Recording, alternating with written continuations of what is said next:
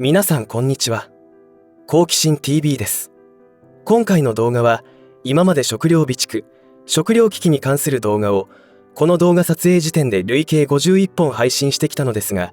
その中でコメント欄に寄せられた疑問や質問に対しての回答としてまとめてみました。こうして振り返ってみると、よくもこんなたくさんの動画を作ったものだと我ながら驚いているのですが、ご視聴の皆さんの応援がなければくじけていたかもしれません。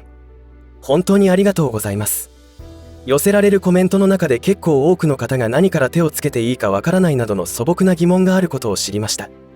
そういえば確かに私も食料備蓄を始めるにあたって他の人はどうやっているのかということをかなり調べましたから、今回そのような状況に陥っている方のために動画を作成しようと思いました。何をどのくらい必要なのかという部分で具体的な計算方法も紹介していきます。それをご自身の食べる量に置き換えて計算すれば行動の第一歩を踏み出しやすいと思いますので、ぜひ参考にしてください。飢えるという状況が起きないことを祈るしかありませんが、一旦起きてしまうと地獄絵図になりますので、そうならないためにも準備が必要です。そして大切なことですが、食料備蓄を始めたということはたとえ親友にでも言わない方がいいかもしれません。性格が悪いと思うかもしれませんが、仮にその友人が飢えた時に2人分の備蓄量を用意できるならいいのですが、その友人にも大切な家族がいたりするので、一気に食料を求めてくる人が押し寄せてきます。状況によっては飢えた人は平常心を失っていることも考えられ、身の危険に及ぶかもしれないのです。そんな修羅場は経験したことがないので想像になりますが、そうならないためには大切な人にはなんとなく推奨しておくくらいはしておいて、興味がなければ仕方なしというようにするしかないと思います。そんなことを前提に最後まで動画をご視聴ください。このチャンネルでは自分や家族の身を守るためにできることや、日本人がこれ以上騙されることがないようにするための情報を発信しています。チャンネル登録がお済みでない方はぜひチャンネル登録をお願いします。さて、食料備蓄の説明をするには相当時間がかかると思いますので、重要ポイントを押さえながら簡潔に進めていきたいと思います。まず説明を進めていく上で私の基本的な考え方を説明しておきます。1、備蓄する食材は市販のスーパーで手に入るものである。2、米に関しても特に無農薬米を選択していない。3、自分で作れる保存食は作るようにする。4、とにかく生き延びることを考えるというコンセプトで話を進めます。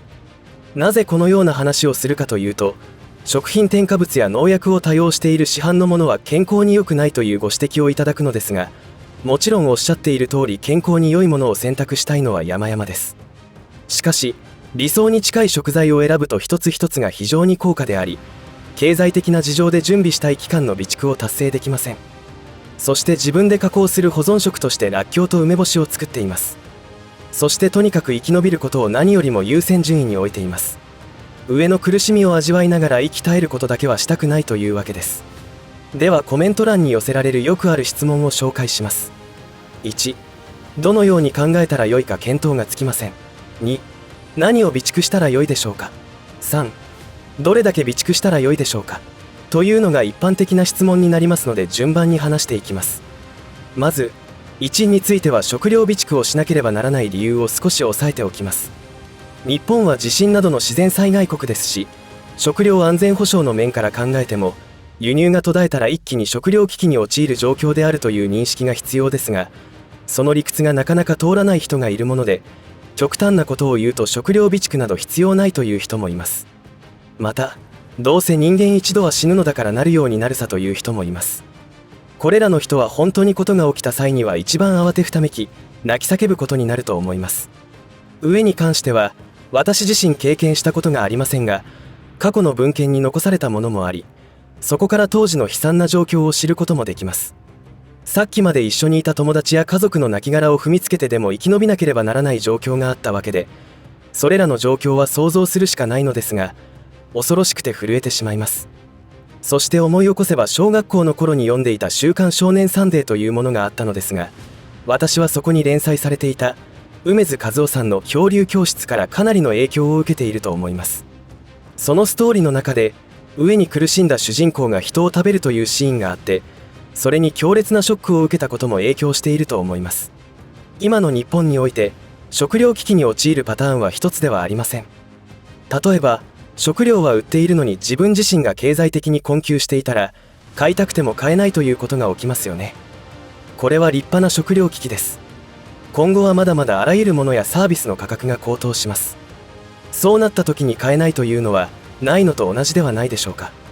だから今までの動画でも経済的に困窮している人こそ食料備蓄をしなくてはならないと一貫して話してきました。どんどん値上がりがする中で、今この瞬間が最安値ということですから、すぐ行動しなくてはならないのです。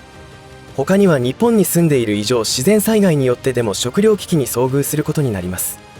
南海トラフ地震や首都直下型地震クラスが起きた時には、道路は寸断され、政府による食料手配などは当てにはできません。その被害のシミュレーションを政府が主導して発表しているにもかかわらず、政府の備蓄米は全国民に対して1ヶ月も持ちません。その時には外国からの支援を待つという選択しかないのでしょうか。また、今現在の世界情勢は非常に緊迫しており、あらゆるものを輸入に頼っている日本は、野菜を育てるのに必要な肥料の 100% を輸入に頼っており、牛や豚、鶏の飼料に関してもほぼ 100% 輸入に頼っていますので、食料自給はできていないのが現状です。日本政府に国民の命を守るという基本姿勢が皆無だからです。関係省庁の中には真面目で優れた方がいるかと思いますが、優れた人ほど危機感を募らせていると思います。少し長くなりましたが、食料備蓄をするために必要なマインド設定をお話ししました。どんな状況になっても1年間食いつないで生き延びるという準備が必要ということです。2の何を準備したらよいかということに関してですが、人間が生きていく上で5大栄養素というものが必要だということを聞いたことがあると思います。何が欠けてもいけないのですが、特に米、パスタなどに代表される炭水化物は体を動かすエネルギーになるものなので、これが不足すると飢えに苦しむことになります。普段おかずとして食べているものの中にはビタミン、ミネラル、脂肪、食物繊維が入っており、非常時に普段通りには食べられませんが、保存食を備蓄することで何とか摂取は可能でしょう。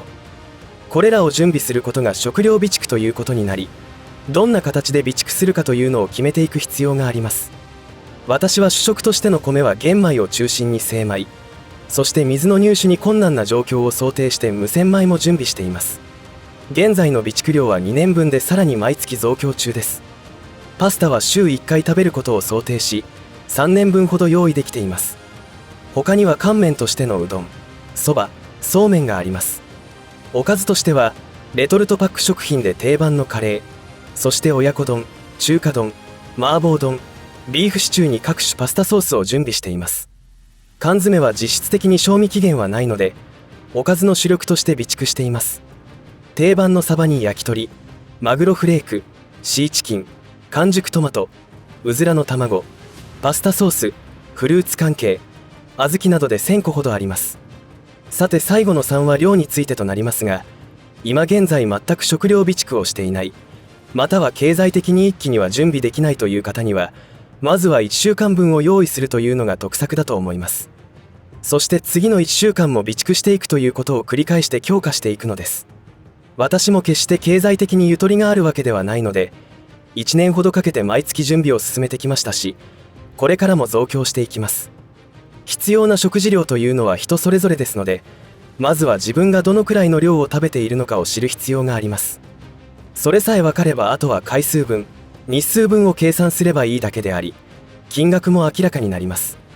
米で言えば、健康な方の1食あたりのご飯の量の目安は、成人女性でおよそ 165g から 235g、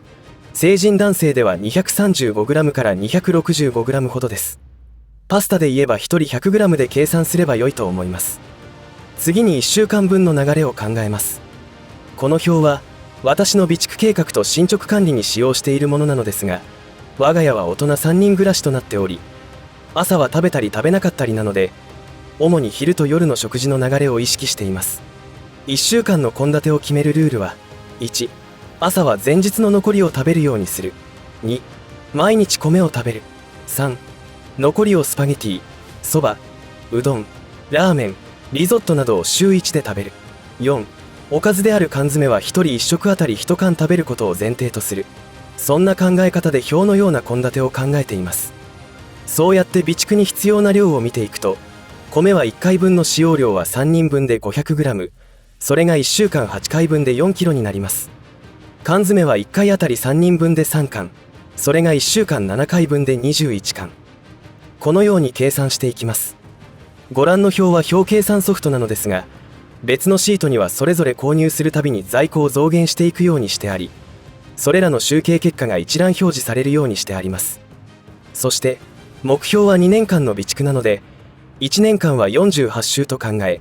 その目標に対しての達成率をパーセンテージ表示で確認できるようにしています。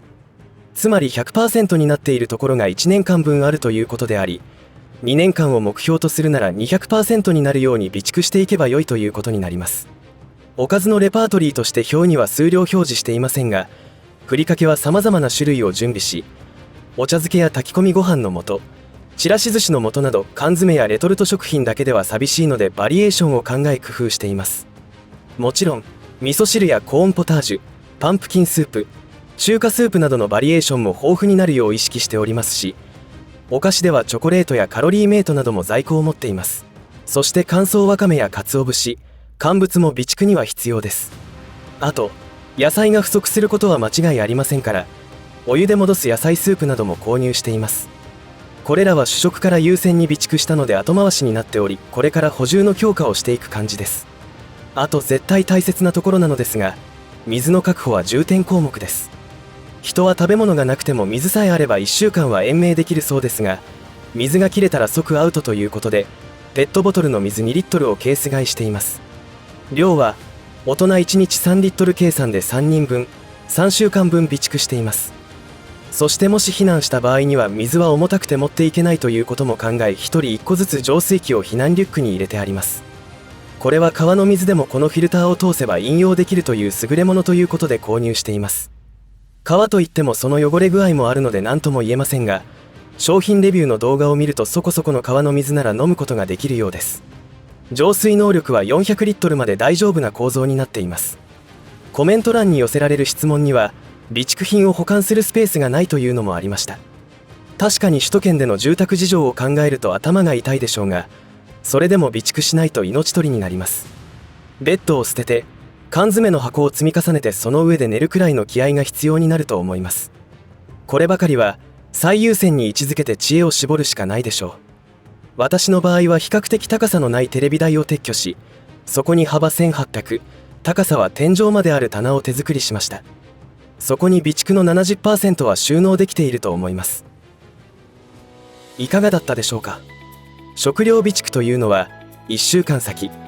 1年先の食事を前倒しで購入しておくという考え方をすれば絶対無駄にはならないと思います。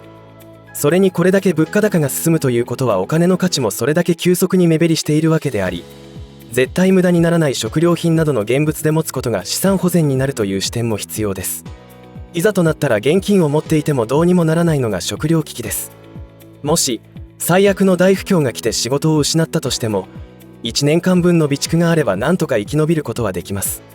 もちろん家賃などの問題は残りますが、命をつなぐための大切なものをキープしておくことで安心感は出ると思います。